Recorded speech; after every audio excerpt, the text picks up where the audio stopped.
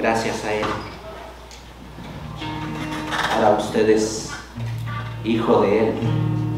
Usted y yo somos hijos de nuestro Dios.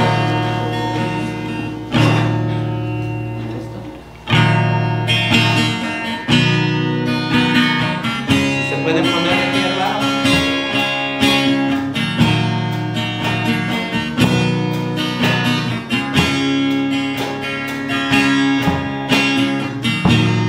Siendo yo un gran pecador,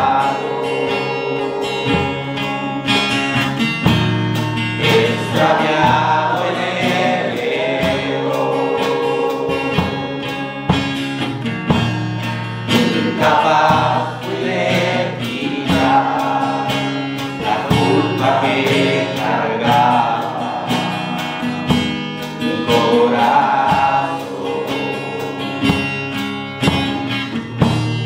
Gracias a quien puede venir, tu amor no tiene un igual. Cuando perdido estaba yo, veniste a mi encuentro, mi Salvador. Fue tu gracia que mi vida renovó, fue tu gracia que mi deuda canceló, fue tu gracia que de muerte me llevó a vivir para tu gloria, oh Señor.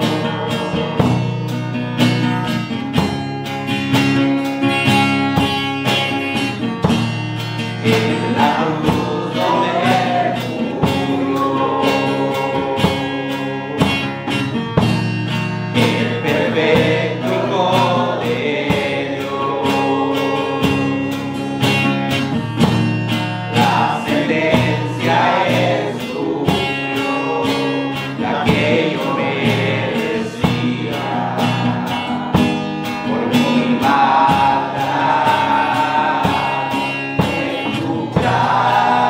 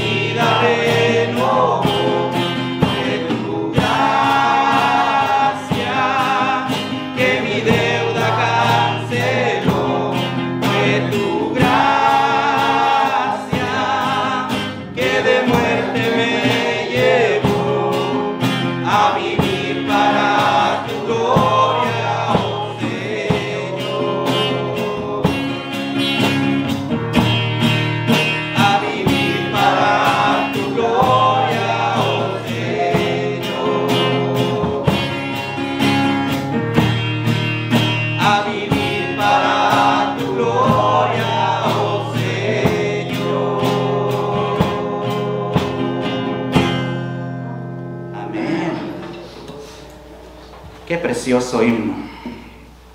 Amén. Él lo hizo todo por nosotros en aquella cruz. Amén. Si se pueden sentar, hermanos. Es el tiempo de la meditación de la palabra del Señor con usted, el tiempo pastor.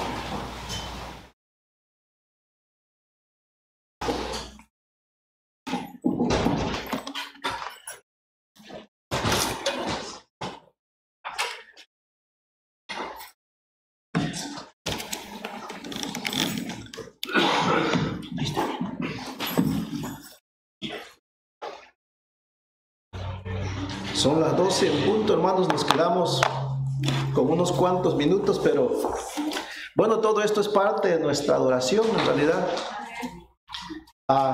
También lo invito a que tenga buen ánimo. No vamos a tener estudio a las 2 a causa de las actividades de este día. Tampoco hay práctica a las 3, aunque invito a todas las personas que quieran participar en la escuela bíblica de vacaciones del mes de julio. A las 4 de la tarde tenemos una reunión. Yo sé que lo vamos a anunciar otra vez ¿se escucha, verdad? 4 p.m. Todas las personas que van a participar en la escuela bíblica de vacaciones, por favor, los que van a ser maestros, los que quieran participar, les voy a explicar qué vamos a hacer para el mes de julio. Ocupamos una semana completa dedicada únicamente a los niños y a los adultos y a los jóvenes, especialmente a los niños, y se requiere la participación de la mayoría, si fuera posible. Así es que a las 4 de la tarde tenemos una reunión. Vamos a nuestra Biblia, ¿qué le parece? El tema de este día, y voy a tratar de ser breve, lo más breve que pueda, nos quedamos la semana pasada, las últimas 7 frases de Cristo en la cruz, segunda parte, o las últimas expresiones de Cristo en la cruz, o las últimas palabras de Cristo en la cruz, como usted le quiera poner. Y la semana pasada miramos únicamente 2. Si leemos Hebreos capítulo 12, si va conmigo a Hebreos capítulo 12, en el verso 2 y 3, Amén. podemos leer que a los cristianos nos hace muy bien, bueno, a todos los hombres nos hace bien, a los que no son salvos les hace muy bien entender por qué Cristo murió en la cruz, y a los creyentes en Cristo nos ayuda mucho el recordar que Cristo murió en la cruz por nuestros pecados, porque somos muy dados a olvidar, y la Biblia dice que hay cierto poder que viene al creyente cuando reconoce o recuerda o analiza los motivos por los cuales Cristo murió en la cruz, y ese motivo, por supuesto, es la salvación de nosotros que éramos pecadores. Por eso dice en Hebreos capítulo 12, en el verso 2 al verso 3, fue escrito a creyentes que estaban desanimados y que necesitaban ser levantados. Le dijo así el escritor de Hebreos, dice: puesto los ojos en Jesús. ¿Qué hizo Jesús? Dice: el autor y consumador de la fe, el cual por el gozo puesto delante de él. ¿Cuál era su gozo de él? Él sabía que muriendo en la cruz conseguiría la salvación para todos los hombres pecadores. Dice: por el gozo puesto delante de él, sufrió la cruz. Hermano, hay un gozo en servir a Cristo, ¿ok? Algún día lo entenderemos mejor cuando estemos en su presencia. Así es que si hay que sufrir por causa de Cristo, debe ser un gozo también. Dice enseguida: por el gozo puesto delante de él sufrió la cruz, menospreciando el oprobio. Y después, y eso significa que resucitó, ¿ok? Y recordamos también que él resucitó el tercer día, como él lo dijo, en un día como hoy de hace muchos años, una vez que comenzó el primer día de la semana. que fue ayer por la tarde, cuando se metió el sol, por cierto. El Señor Jesucristo resucitó. Recuerden que el primer día de la semana bíblico comienza el sábado por la tarde, una vez que se oculta el sol. Para nosotros comenzó a medianoche, ¿no? Para algunos comenzó hoy como a las 10 de la mañana. Entonces dice así: se sentó a la diestra del trono de Dios. Verso 13: considerad a aquel que sufrió tal contradicción de pecadores contra sí mismo, para que vuestro ánimo no se canse hasta desmayar. ¿Alguien se siente cansado ya? Considere lo que hizo Jesucristo por nosotros. Considerad a aquel que sufrió tal contradicción de pecadores contra sí mismo, para que vuestro ánimo no se canse hasta desmayar. Así es que nos hace muy bien recordar qué fue lo que sucedió cuando Cristo estuvo en esa cruz. Y cuando escuchamos o analizamos estas 7 expresiones de Él, podemos entender un poquito mejor el motivo por el cual Cristo murió en la cruz. Hagamos una oración por estas cosas. Padre, en el nombre de Jesucristo, por favor, ayúdanos esta mañana a que cada uno de nosotros podamos entender mejor y de esta forma tomar decisiones. Padre, a los que ya somos salvos por la fe en Jesucristo, ayúdanos a comprometernos más con Él, a santificarnos más para Él, a servirle mejor a Él, a seguir adelante, Señor, de conformidad a tu palabra. Y Padre, si en este lugar hubiere alguien que no está seguro de salvación, Padre, ayúdale, que pueda entender y que pueda hacer suyo el mensaje de la salvación, Señor, la salvación que es gratuita únicamente por la fe en Jesucristo. Y Padre, tú conoces la condición de cada uno de nosotros. En el nombre de Jesucristo, ayúdanos, por favor, dependiendo de esa necesidad que tenemos. Amén. Entonces comenzamos viendo las 7 expresiones de Cristo en la cruz. Hoy es la segunda parte y en la tarde concluimos la última parte, porque no podemos ver todo eso en menos de 1 hora. Pero vamos a comenzar con esto. ¿Se acuerdan cuáles son las 7 frases de Cristo en la cruz? Si no se acuerda, ahí va un recordatorio. Estas frases son importantes. En estas frases nosotros podemos conocer lo que había en el corazón de Jesucristo aquel día. ¿Se acuerdan? Yo mencioné que era importante las últimas frases de alguien cuando está a punto de ir a la tumba, ¿cierto? Creo que ahí son pocos los hombres que mienten, ¿ok? Ahí los hombres dan a conocer las intenciones de su corazón, y Cristo dio a conocer sus intenciones. La primera frase que Él mencionó ya estando en la cruz fue, ¿se acuerdan? Las primeras 3 frases, Cristo está agonizando en la cruz y Él pensó en los demás. Primeras 3 frases. Número 1, Padre, perdónales porque no saben lo que hacen. Lucas 23:34 lo registra. La segunda frase, igual, fue una preocupación por los demás, por un ladrón arrepentido que estaba ahí, que necesitaba salvación. Y le dijo así: de cierto te digo que hoy estarás conmigo en el paraíso. Y hoy en día ese ladrón está con el Señor siendo consolado. Lástima por el otro que escuchó lo mismo, pero que no creyó que Jesucristo es el Hijo de Dios y que su muerte traía salvación. La frase número 3, mujer, he ahí tu hijo. Y fíjense la forma de hablar, ¿ok? No le dijo madre o mamá, le dijo mujer, he ahí tu hijo. Y después al discípulo amado que se había ido pero que regresó después, qué bueno que regresó, ¿verdad? Le dijo, he ahí tu madre, ¿no? Lo registra Juan 19:26. En la cuarta frase, en esta cuarta frase, Cristo pues estaba sintiendo su angustia, ¿ok?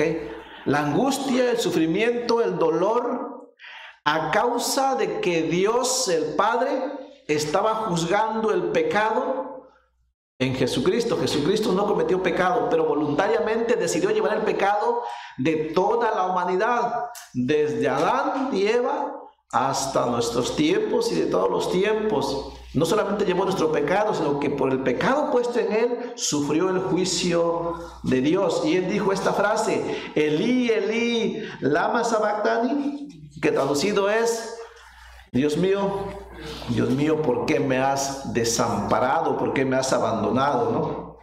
Y después en el número 5, allá es una expresión del alma, ¿no? En su alma estaba sintiendo el juicio por el pecado. Y en la frase número 5, era un sufrimiento físico más que nada, ¿no? Y la frase bien sencilla, ¿se acuerdan la frase? Juan 19:28, tengo sed. Y la frase número 6, una de las frases más importantes, ¿no? Consumado es, o dicho de otra manera, todo está terminado. Juan 19:30.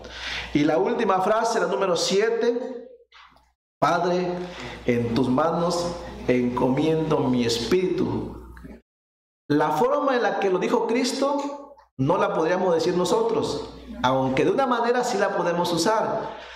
Todo hombre, toda mujer, todo joven, todo niño que ha puesto su fe en Jesucristo, creyendo que Jesucristo es el Hijo de Dios, que murió en una cruz llevando nuestros pecados, pero que por su muerte tenemos perdón de pecados y vida eterna, y que para nosotros es gratis. Toda persona que cree esto bien puede pronunciar esta frase y será hecha, ¿ok? Con esa confianza de Cristo. Padre, en tus manos encomiendo mi espíritu, porque Cristo sabía que Él resucitaría y que regresaría también a su lugar que antes tenía, ¿cierto? En esa comunión con el Padre. Bueno, estas frases vale la pena analizarlas, y si analizáramos una por una, nos tardaríamos mucho tiempo. Yo estoy tratando de hacer un resumen del resumen, ¿verdad? Pero esto sucedió en un lugar que nosotros llamamos el Monte Calvario, ¿no? O para resumir todo esto, decimos, esto sucedió en el Calvario, o es el Calvario de Cristo. Ustedes saben que la palabra Calvario pues no la va a encontrar en la Biblia, ¿ok? O sea, no la busque. Entonces, ¿de dónde tomamos esa palabra Calvario? ¿Sí sabe? Bueno, la palabra Calvario viene del latín Calvarium, con M al final. ¿Qué significa? Sencillamente, lugar de calaveras. Esta palabra en la Biblia está escrita, viene de la palabra griega en el Nuevo Testamento, la palabra griega cranium con K y M al final. Cranium es la palabra griega. Cranium es donde tenemos la palabra cráneo. ¿Y cráneo qué es? Pues una calavera, ¿no? Es la palabra que usó Lucas 23:33, no lo busques, 23:33 dice, y cuando llegaron al lugar llamado la calavera, dice, allí, dice, le crucificaron allí, y a los malhechores, uno a la derecha y otro a la izquierda. Lucas le llamó cranium, que es la calavera. Mateo, Marcos y Juan no usaron la palabra cranium, ellos usaron la palabra hebraica, que significa calavera, y es la palabra Gólgota. Gólgota es la palabra en hebreo para la calavera. Cranium es la palabra griega para calavera. Calvarium es la palabra en latín para calavera, ¿no? Juan 19:17 dice así, y él cargando su cruz salió al lugar llamado de la calavera, y en hebreo Gólgota. Bueno, esto sucedió en aquel lugar, el que llamamos nosotros el Calvario, ¿no?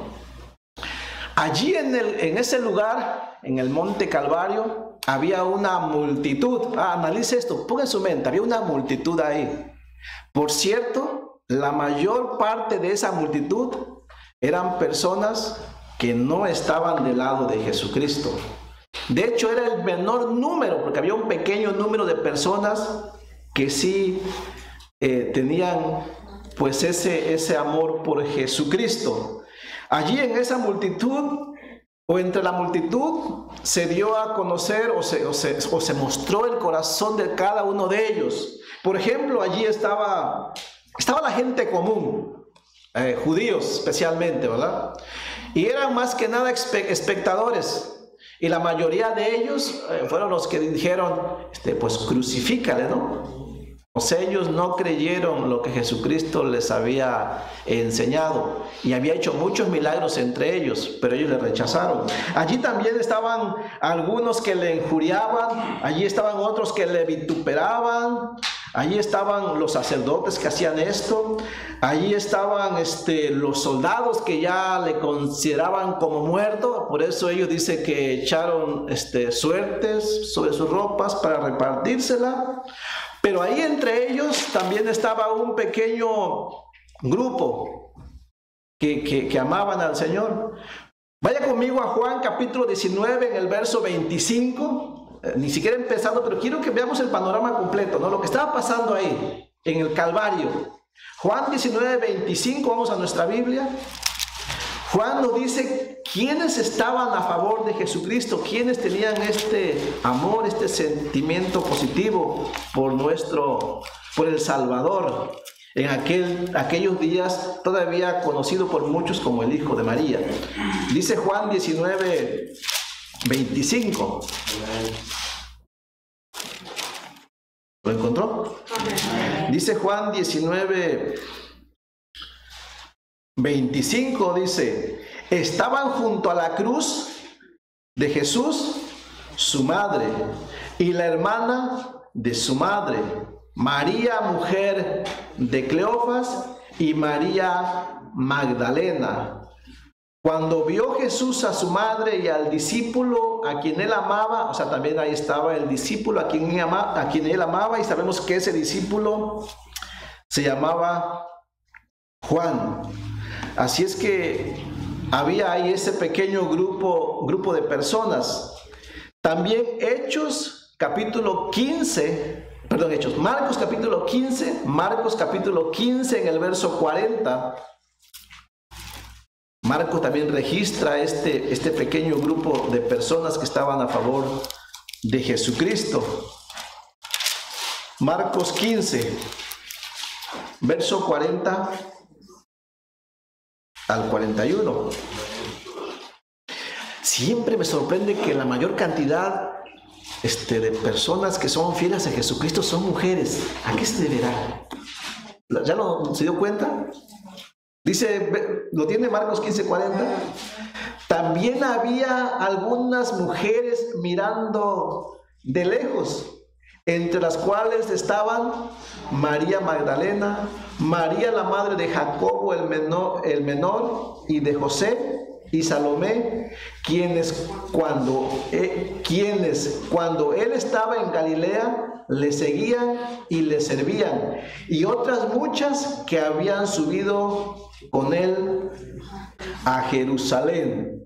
Bueno, ahí estaba este grupo de personas, y la Biblia nos dice pues que había en el corazón de ellas, y precisamente fue ahí donde Jesucristo se dirigió a dos personas en particular, a María y a Juan. ¿Y qué podemos aprender de eso? Vamos a la Biblia, y esta fue la tercera frase en Juan 19:26. Todos al Evangelio de Juan, por favor.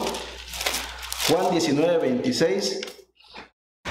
Creo que podemos extraer algo de esa tercera expresión de Jesucristo en la cruz.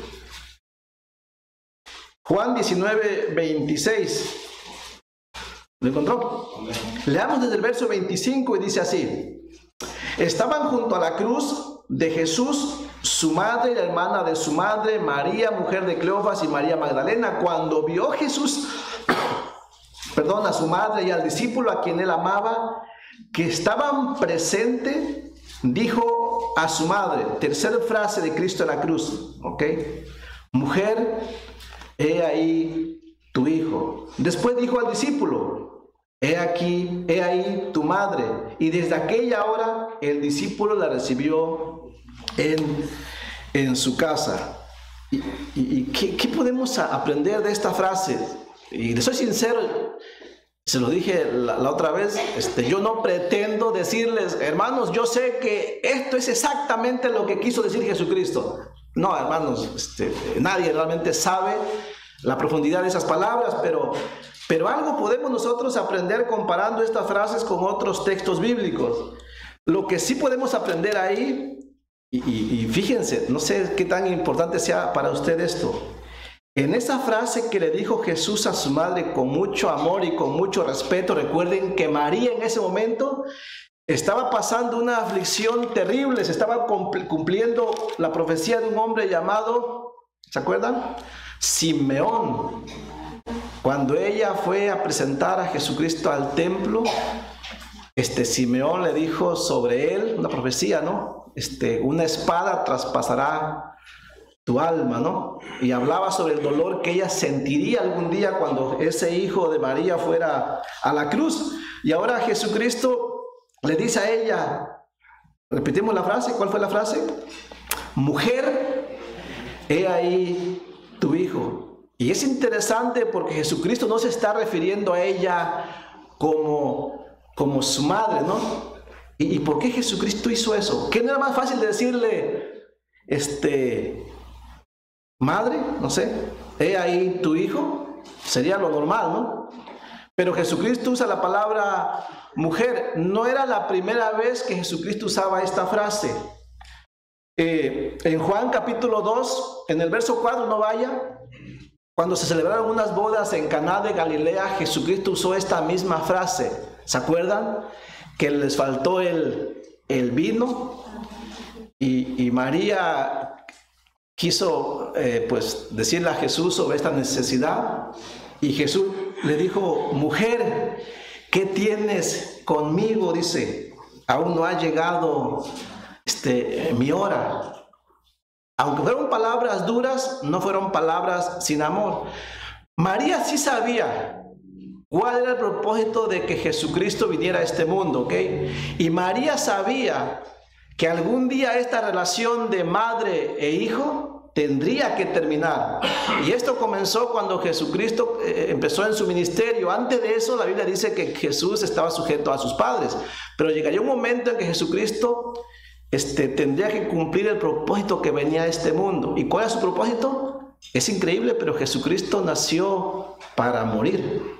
Nació para morir por los pecados de la humanidad. Y Jesucristo lo que estaba ahí diciendo es, de cierta forma, es que la relación que había entre él y María, la relación de madre e hijo, bueno, estaba terminando. Ya no sería más. Ustedes saben que siempre que hablamos de Jesucristo antes de su muerte, lo conocemos como el hijo de María, Jesús, el hijo del carpintero. Pero después de la muerte de Jesucristo, usted sabe que en la Biblia ya no se le recuerda más como el hijo del carpintero, ni como el hijo de María. No, se le conoce como el Salvador del mundo. Y sí, era necesario que la relación que existía entre Jesús y María terminara para que comenzara una mejor relación. O sea, la relación que existía hasta ahí era una relación física, ¿ok?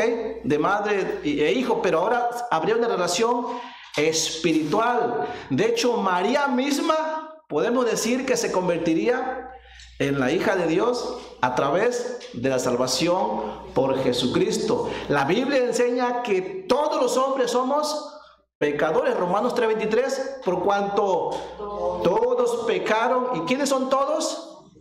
¿Incluye a María?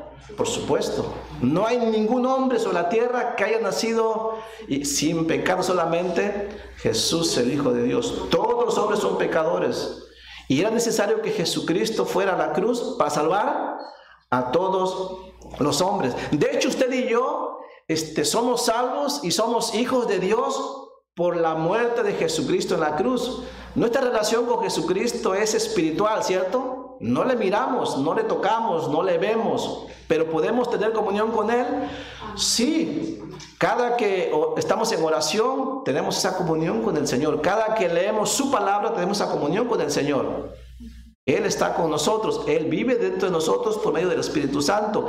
Pero eso fue posible únicamente porque Él fue a la cruz en el monte Calvario. Así es que esa relación entre Jesús y María había terminado y ella lo sabía, ¿no? Y Jesucristo le dijo, mujer, he ahí tu hijo. Y Jesucristo hizo algo más. De hecho, la Biblia dice que él cumplió la ley, ¿no? De hecho, el texto que creyó el hermano Alex dice que también él triunfó sobre el pecado, sobre la muerte, sobre la ley. Y en la ley, en Éxodo capítulo 20, ¿cierto? Creo que es el verso 11, 12, habla sobre honra a tu padre y a tu madre, ¿cierto? Y Jesucristo cerró su vida sobre esta tierra haciendo eso, ¿ok? Encargando a la que fue su mamá, alguien que fuera responsable. Sí tenemos esta parte. De hecho, lo hizo con el discípulo amado. Jesús asignó la responsabilidad de cuidar a María a otro, en este caso a Juan, ¿no? Y aquí está algo interesante, ¿no? Que Jesús no dio esta tarea a sus otros hermanos. ¿Sabe usted que Jesús tuvo otros hermanos? La Biblia da los nombres. Por lo menos tuvo 2 hermanas, no conocemos los nombres. Pero dice en Marcos capítulo 6, en el verso 3, si usted quiere ir rápidamente, a veces las personas rechazan, ¿no? Esto que la Biblia aclara muy bien, ¿no? En Marcos capítulo 6 nos habla sobre los hermanos y las hermanas de Jesús. Por cierto, en una ocasión Jesús estaba predicando y llegaron sus familiares y querían sacarlo, y ellos no eran salvos. Y además ellos decían que Jesús estaba loco, no estaba fuera de sí. Y le dijeron: hey, tu mamá y tus hermanos están afuera. Y él dice: bueno, ¿quién es mi madre, mi padre y mis hermanos? Mi madre, mi padre y mis hermanos son los que hacen la voluntad de mi Padre, ¿no? Y de hecho ellos ni siquiera le reconocían a Jesucristo como el Salvador. Por eso Jesucristo en una ocasión dijo que los enemigos del hombre serán los de su propia casa, ¿no? Y estaba hablando del mismo en realidad, que los mismos de su casa le rechazaron. Él también dijo en una ocasión que no había profeta sin honra, sino en su propia tierra, ¿no? Y los de su propia tierra no le reconocieron a él. Y en Marcos 6:3, ¿lo tienen? Marcos capítulo 6, en el verso 3, solamente para aclararlo, dice así: ¿no es el carpintero hijo de María, hermano y menciona a sus hermanos, hermano de Jacob, de José, de Judas, y Judas escribió una carta, por cierto, y de Simón? ¿No está también con nosotros sus hermanas? Y no sabemos cuántas, pero usa un plural. Y cuando habla de hermanas, por lo menos, para que sea hermanas, tienen que ser, por lo menos, pues 2, ¿no? Y dice: y se escandalizaban de él.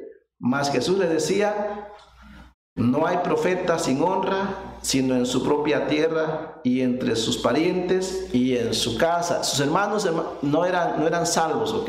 Todavía. Con el tiempo ellos fueron salvos, pero en este momento Jesús está encargando a su madre a alguien que ya es salvo, y este es Juan. Termina una relación de madre e hijo y comienza una relación espiritual ahora para María Jesús va a ser él su Salvador. ¿Sabe esto? Qué importante, ¿no? Ya no es más su hijo, ahora es su Salvador. Y hay un texto, de hecho, donde María reconoce su necesidad de salvación. ¿Y qué es Jesús para nosotros? Nuestro Salvador. Nosotros no decimos Jesús el hijo de María, aunque María fue bendita entre las mujeres, fue escogida por el Señor y se le reconoce, ¿ok? Por esa obra que ella hizo de prestar su cuerpo para que el Hijo de Dios viniera a este mundo. Pero sabemos que Jesucristo, como Hijo de Dios, siempre ha existido, ¿ok? Antes de en la eternidad, Él siempre ha sido el Hijo de Dios, el unigénito Hijo de Dios. Así es que Jesús se despidió cumpliendo la ley y honrando su propia palabra, cuando en Éxodo 20:12 se escribió: honra a tu padre y a tu madre. Y en Efesios capítulo 6, en el verso 1, también está escrito: honra a tu padre y a tu madre. Y Cristo nos dejó este gran ejemplo, ¿no? Entonces, hermanos, la relación que existe entre nosotros y Cristo ya es de entonces de Él, del Salvador. De hecho, si usted va conmigo, un texto para leer, segunda carta a los Corintios 5:16. Por si alguno duda, ¿será cierto esto? Sí, Pablo lo dice también. Segunda carta a los Corintios 5:16. Léalo conmigo, por favor. Pablo enseñó que después de su muerte en la cruz, Cristo no sería conocido como fue en la carne, como el hijo de María o el carpintero, no, sino como alguien diferente, como el Salvador. Dice segunda carta a los Corintios 5:16, ¿lo encontró? Dice así, dijo Pablo, de manera que nosotros de aquí en adelante, o sea, después de que Cristo resucitó, a nadie conocemos según la carne. De hecho, nosotros después de esa salvación somos nuevas criaturas también, ¿cierto? Dice, y aun si a Cristo conocimos según la carne, dice, ya no lo conocemos así, ¿cierto? Usted no miramos a Cristo siendo un simple carpintero.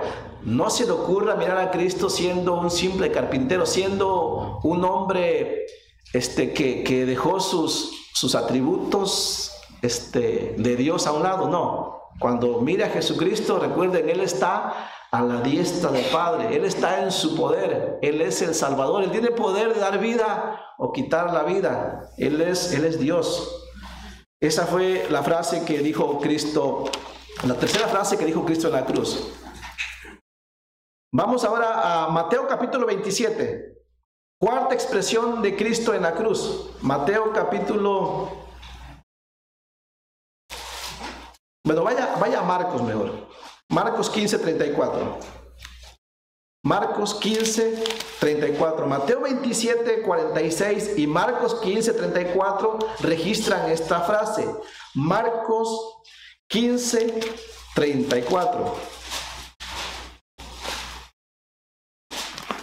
Y es la frase, ¿la leemos todos? ¿Lo tienen? Dice Marcos 15:34.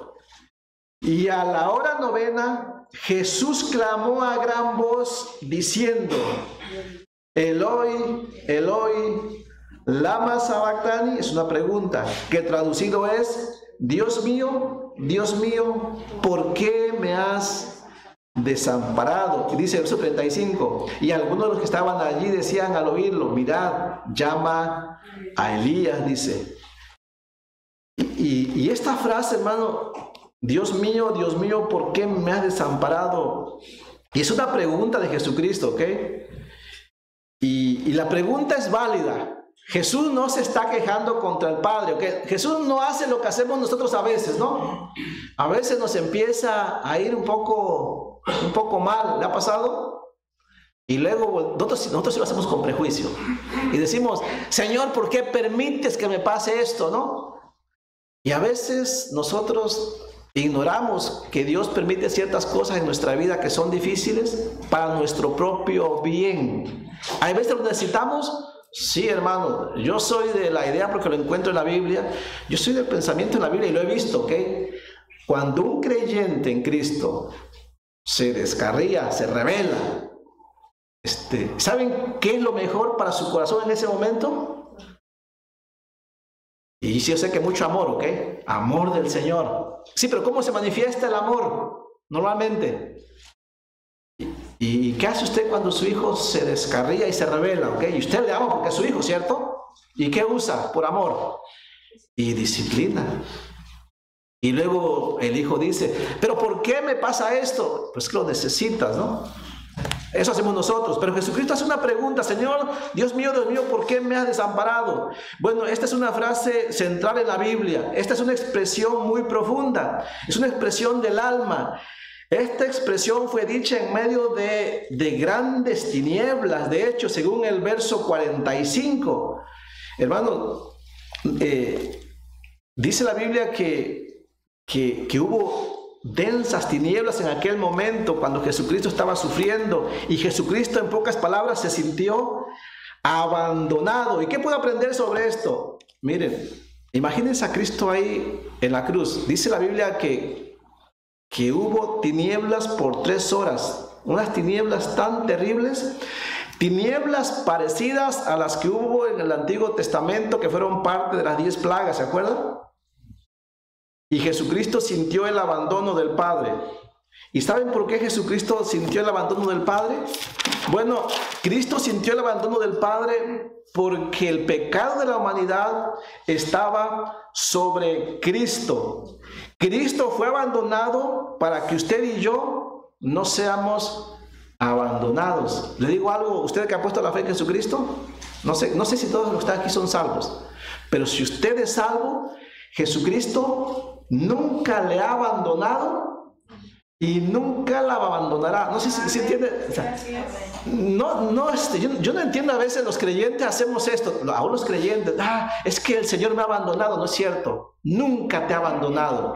Mi incredulidad, ¿sí? Mi incredulidad, mi falta de fe me hace pensar que Dios me ha abandonado y por eso estoy así. No, eso es mi incredulidad, ¿ok? Esa es mi rebeldía, es mi falta de fe, mi falta de confianza en el Señor. Pero el Señor nunca ha abandonado al hombre que ha puesto su confianza en Él. ¿Y por qué no lo hace? Porque hubo alguien que fue abandonado para que yo no sea abandonado. Hermanos, si usted y yo fuéramos abandonados, sentiríamos el peso, el dolor de lo que significa ser abandonado por Dios. Cristo lo sintió estando en la cruz. Él realmente sí se sintió abandonado por el Padre. Yo no sé qué tan terrible sea eso, ¿ok? Ni lo he experimentado, ni lo voy a experimentar. Y usted tampoco se ha confiado en Jesucristo. Miren, yo no sé qué tan terrible fueron esas tinieblas cuando Cristo dijo esa frase: Padre, ¿por qué me has desamparado? Pero sí sé que ningún creyente en Cristo se va a quedar en oscuridad. ¿Se acuerdan en las 10 plagas? Dice que la oscuridad vino sobre todo Egipto. Tinieblas tan densas que se podían palpar. Dice que de los egipcios nadie se levantó de su lugar porque no podían ver a nadie. Pero aquí un milagro increíble. Dice que en cada casa de los judíos, ahí en la tierra de Gosén, había luz. ¿Y cómo fue esto? Déjeme decir algo. Si usted ha confiado en Cristo, usted anda en luz, usted no anda en tinieblas, nunca estará en oscuridad, siempre tendrá luz, siempre podrá ver lo que está haciendo y entender. Dios hace diferencia entre los que confían en Él y los que no confían en Él. ¿Y sabe por qué usted y yo tenemos luz? Porque alguien tuvo que quedarse en oscuridad. ¿Saben quién se quedó en oscuridad? Jesucristo, cuando estuvo en la cruz. De hecho, hermanos, esta historia, de una manera simbólica o ceremonial, la podemos ver en el Antiguo Testamento. No lo busque, lo voy a leer. Dice Éxodo 10, 22, 23, acerca de las tinieblas. Dice: y extendió Moisés su mano hacia el cielo, y hubo densas tinieblas sobre toda la tierra de Egipto por 3 días. Dice, en el caso de Cristo fueron 3 horas, ¿no? Dice: ninguno vio a su prójimo, ni nadie se levantó de su lugar en 3 días, mas todos los hijos de Israel tenían luz en sus habitaciones. Esto apuntaba a Jesucristo, que sería dejado en oscuridad para que los que confiaran en Él pudiéramos andar en luz. Repito, usted jamás va a experimentar lo que es estar en tinieblas, ¿ok? Si ha confiado en Cristo. Pero si usted no ha confiado en Cristo, su alma, algún día usted va a experimentar lo que es quedarse en oscuridad completa. Si usted no ha confiado su alma a Cristo, que murió por usted en la cruz, algún día usted va a experimentar lo que es quedarse abandonado por el Padre. Debe ser tan terrible que Dios envió a su Hijo Jesucristo para que los hombres fueran librados de esta separación y de esta oscuridad. De hecho, vaya conmigo a Levíticos capítulo 16, en el verso 21, Levíticos 16 en el verso 21, ahí está una historia agradable para nosotros, terrible para Cristo. En Levíticos capítulo 16, verso 21. ¿Lo encontró?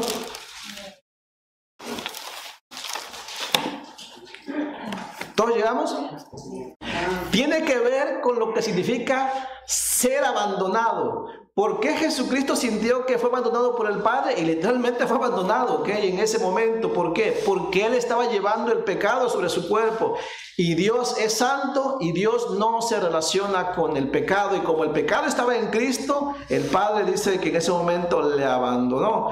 De hecho, a esto apuntaba una ceremonia que se hacía bajo la ley. Allá en Levíticos capítulo 16, verso 21 al 22, nos cuenta la historia de dos machos cabríos, dos chivos pues.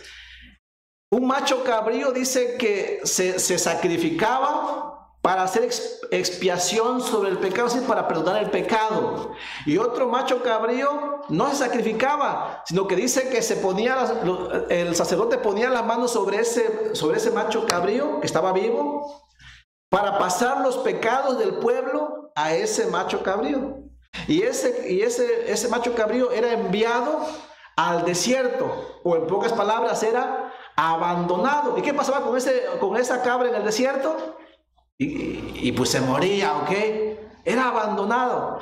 Eso era un tipo de lo que iba a hacer Jesucristo. Jesucristo representa a los dos machos cabríos. Él murió para perdonar pecados y en la cruz fue abandonado porque llevaba el pecado de la humanidad. Dice Levíticos capítulo 16, 21, dice: y pondrá Aarón sus dos manos sobre la cabeza del macho cabrío vivo y confesará sobre él todas las iniquidades de los hijos de Israel, todas sus rebeliones y todos sus pecados, poniéndolos así sobre la cabeza del macho cabrío, y lo enviará al desierto por mano de un hombre designado para esto. Y aquel macho cabrío llevará sobre sí todas las iniquidades de ellos a tierra inhabitada y dejará ir al macho cabrío por el desierto.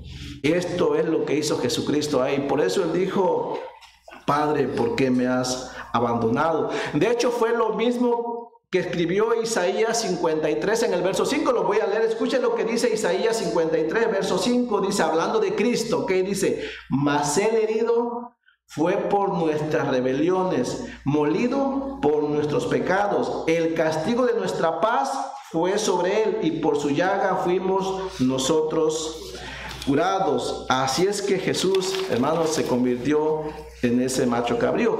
Pedro dijo al respecto. Pedro también escribió algo al respecto.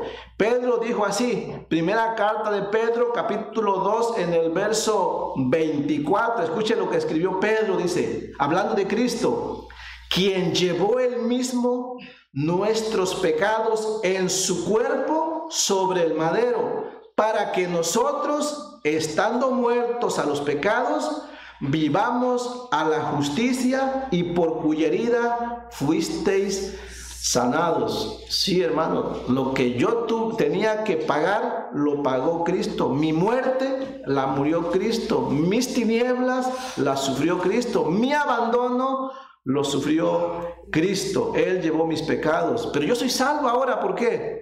Porque Él murió en mi lugar y Él tiene poder para perdonar pecados. Él es el único que tiene poder para perdonar pecados, porque es el único que murió en la cruz por el hombre pecador.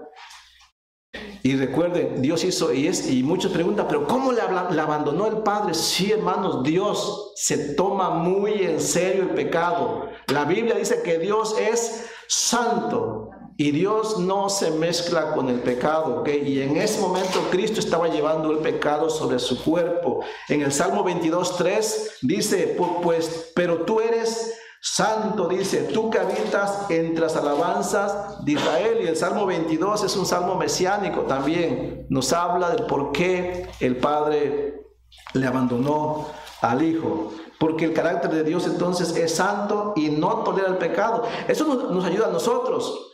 Nosotros le decimos a los hombres que no han sido perdonados, que viven sin Cristo: hey, si tú mueres en tus pecados no perdonados, vas a quedar eternamente separado de Dios, porque no puede estar un hombre delante de Dios en sus pecados. Necesita ser perdonado, y el único que perdona tus pecados se llama Jesucristo. Él es el Salvador, el que murió en la cruz. Es más, los creyentes, nosotros ya somos salvos, pero todavía pecamos y no debemos pecar. ¿Y qué pasa cuando pecamos? Igual se rompe momentáneamente esa comunión. No es que perdemos salvación, sino que la comunión entre padre e hijos se ve interrumpida. ¿Por qué? por el pecado. Por eso somos llamados a venir a Cristo en verdadero arrepentimiento, ¿ok? Para mantener esa comunión. Nuestro pecado siempre nos aparta de Dios. Nuestras oraciones no son escuchadas a causa del pecado. Así es que ahí la frase, Dios mío, ¿por qué me has desamparado? Esa frase la termino con esto. Hay una oscuridad eterna, ¿ok? Y hay una soledad eterna. Mi hermano en Cristo, nos alegramos el día de hoy, ¿cierto? Porque Cristo murió en la cruz por nuestros pecados, resucitó al tercer día, está a la diestra del Padre y algún día Él nos va a llevar a su presencia, ya sea que moramos físicamente primero o que venga Él por los suyos. Pero por su muerte, por su resurrección, nosotros no sufriremos la oscuridad eterna ni la soledad eterna. Lo más terrible para un hombre que se quede en completa oscuridad y en completa soledad. Sucederá con muchos hombres, desgraciadamente. ¿Por qué? Porque rechazan la salvación que es a través de Jesucristo. Y para muchos el tiempo se le está acabando. ¿Cuántos hombres hoy no despertaron y vivieron rechazando a Jesucristo como Salvador y despertarán en una terrible oscuridad y en una terrible separación del Dios que les creó? Pero esto es real. ¿Por qué? Porque Dios no tolera el pecado. Por eso envió a su Hijo. Este es el amor de Dios, que envió a su Hijo a morir en una cruz. Quinta frase por el día de hoy, con esto termino. Por el día de hoy, cuando menos, o por el día de hoy en la mañana. Juan capítulo 19, en el verso 28. Vaya conmigo a Juan capítulo 19. Juan capítulo 19, en el verso 28. Es una frase tan sencilla, hermanos, tan sencilla que dijo, yo creo que esta me la voy a brincar. Es que es tan sencilla, pero es tan amplia también. Juan 19, 28. ¿Lo encontró? Leamos todo el verso. Dice así. La frase de Cristo es: tengo sed. Pero el contexto es así. Dice el contexto: después de esto, después de ahí tu madre, después de esto, dice, sabiendo Jesús que ya todo estaba consumado. O sea, después de que Jesucristo miró que lo que le pertenecía decir a él ya estaba hecho, para que me entiendan. Dijo, para que la escritura se cumpliese. Y tenía que decir también esto, ¿ok? Tengo sed también es una profecía, ¿ok? Para que la escritura se cumpliese, dice, tengo sed. Y estaba allí una vasija llena de vinagre. Entonces ellos empaparon en vinagre una esponja y poniéndola en un hisopo, se la acercaron en la boca. Cuando Jesús hubo tomado el vinagre, dijo la última palabra que la vamos a dejar para la tarde. Pero esta frase, tengo sed, esta es de todas las expresiones de Cristo en la cruz, esta es una de las expresiones que se refiere a su agonía física. Y hermanos, saben, y de hecho está demostrado por experiencia y científicamente, ¿ok? Se puede tolerar el hambre todavía, ¿cierto? El hambre es tolerante, ¿no? Como que te aguantas, ¿no? Y dices, me aguanto el hambre, pero la sed. ¿Alguien ha experimentado una sed? Yo sé que nadie ha experimentado la sed de quedarse sin salvación. Nadie lo ha experimentado, de los que estamos aquí. Aunque hay muchos que lo están experimentando en el infierno. Pero Cristo experimentó la agonía de una sed consecuencia o como consecuencia de llevar el pecado de la humanidad. Una sed como consecuencia de que el juicio de Dios estaba sobre él. Y él dijo, tengo sed. Esto se registra en el Salmo 22:15. Lo voy a leer para que ustedes no perdamos tiempo. Dice Salmo 22:15, dice: Como un tiesto se secó mi vigor y mi lengua se pegó a mi paladar y me has puesto en el polvo de la muerte. Salmo 22:15 hablaba sobre el sufrimiento de Cristo. Salmo 69:3 también habla sobre Cristo teniendo sed. Dice, cansado estoy de llamar, mi garganta se ha enronquecido, han desfallecido mis ojos esperando a mi Dios. Salmo 69:21 dice, me pusieron además hiel por comida y en mi sed me dieron a beber vinagre. Mateo 27:34 dice, le dieron a beber vinagre mezclado con hiel, pero después de haberlo probado no quiso beberlo. Y esta frase la dijo Cristo una vez que todo se había cumplido. Él estaba en su máxima agonía, ¿no? Y cuando Cristo dijo, tengo sed, los teólogos hablan de dos tipos de sed, y yo considero que esto es real. Cristo experimentó dos tipos de sed: sed física, y también en la Biblia hay una sed espiritual. ¿Sabe eso, verdad? Hay una sed física, una necesidad muy humana, y hay una sed espiritual. La sed física nos enseña el sufrimiento a causa del pecado llevado en su cuerpo, en este caso Cristo. Cristo tuvo sed para que nosotros no tengamos sed. Si usted ha puesto su confianza en Jesucristo y es salvo, alégrese. Usted no va a experimentar la sed que está experimentando un hombre que en la Biblia se conoce como el rico. ¿Se acuerda? Sí, en Lucas 16:24 está la historia verdadera de un hombre que no es salvo y que está experimentando la sed de morir en tus pecados. Dice en Lucas 16:24, entonces él dando voces dijo, Padre Abraham, aunque Abraham ya no es su padre, ¿ok? Ten misericordia de mí, dice, y envía a Lázaro para que moje la punta de su dedo en agua y refresque mi lengua, porque estoy atormentado en esta llama. Qué tan terrible es la sed física de aquellos que mueren sin Cristo. Qué bueno que Cristo experimentó una sed física para que no tenga que experimentar yo. Qué bueno que Él experimentó una sed en el alma para que no tenga que experimentarla yo, ¿no? Esa sed de quedarse separado de Dios para siempre. Esta fue una especie de tortura en su cuerpo que yo no voy a sufrir y usted no va a sufrir. Pero si usted no es salvo todavía, déjeme decirle que si usted no viene en arrepentimiento verdadero, buscando la salvación que es gratuita, ¿ok? Usted se va a perder de esa salvación. Piénselo. Hay otro tipo de sed que podemos mirar aquí, que es la sed espiritual. Jesucristo es tanto Dios como hombre y experimentó sed física, pero como Dios, Él tenía otra sed. ¿Saben cuál era la sed que siempre tuvo Cristo desde la eternidad? Y la sed era sed de la salvación de los hombres. Dios ama su creación, que somos nosotros. Y su sed de alguna manera espiritual es que nosotros fuéramos salvos, ¿cierto? Sí, por eso vino a morir en la cruz. De hecho, hay un ejemplo bien clarito. Ni siquiera le voy a leer los textos bíblicos. Usted conoce la historia. Jesucristo, cuando comenzó su ministerio, esto lo registra nada más Juan, él quiso pasar por Samaria. ¿Se acuerdan? Y él le dijo a sus discípulos, me es necesario pasar por Samaria. ¿A qué? Y él dice que llegó a un pozo, ¿no?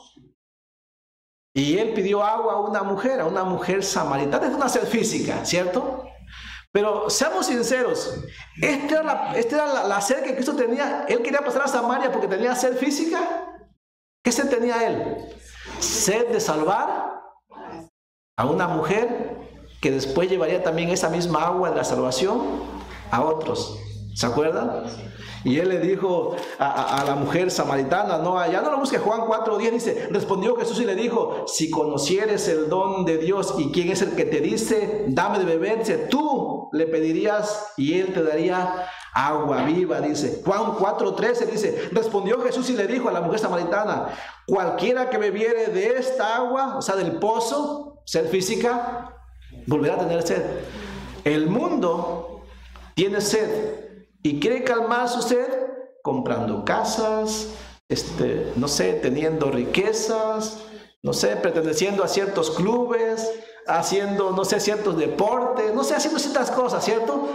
Queremos calmar nuestra sed con cosas físicas. ¿Sabe? El hombre nunca calmará su sed con cosas físicas. Si usted quiere estar bien y sentirse bien con las cosas de este mundo, nunca estará bien. Una vez que consiga una cosa, quedará otra. Y una vez que consiga esa otra, quedará otra. Pero siempre quedará algo, porque tendrá una sed, un vacío, ¿cierto? Que no puede ser llenado. El único que puede llenarte y saciarte para que no andes buscando cosas del mundo, eso es la salvación, que es a través de Jesucristo. Esto es lo que Cristo le quiso decir en Juan 4:13. Le dijo, respondió Jesús y le dijo, cualquiera que bebiere de esta agua, la sed física, volverá a tener sed, dice. Mas el que bebiere del agua que yo le daré, ¿y qué es? Es la salvación conseguida en su muerte, en la cruz. Dice, no tendrá sed jamás, sino que el agua que yo le daré será en él una fuente de agua que salte, dice, para vida eterna.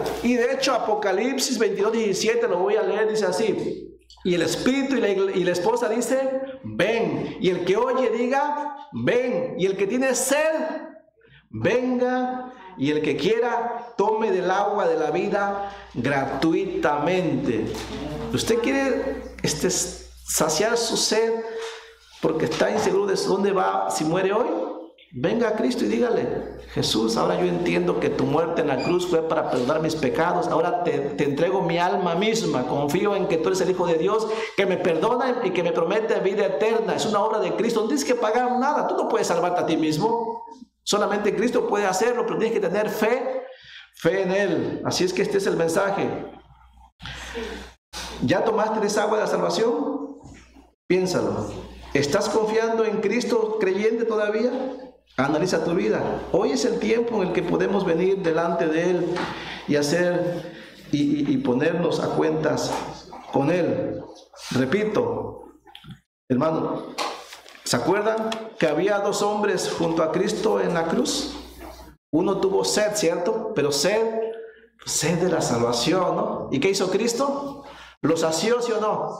Sí, hermano, le dijo, de cierto te digo que hoy estás comiendo el pan. Su sed fue saciada. Mas el otro estaba pensando en lo físico, en lo terrenal, ¿no? Si eres el Hijo de Dios, sálvate a ti mismo y a nosotros, ¿no? ¿Y qué buscaba él?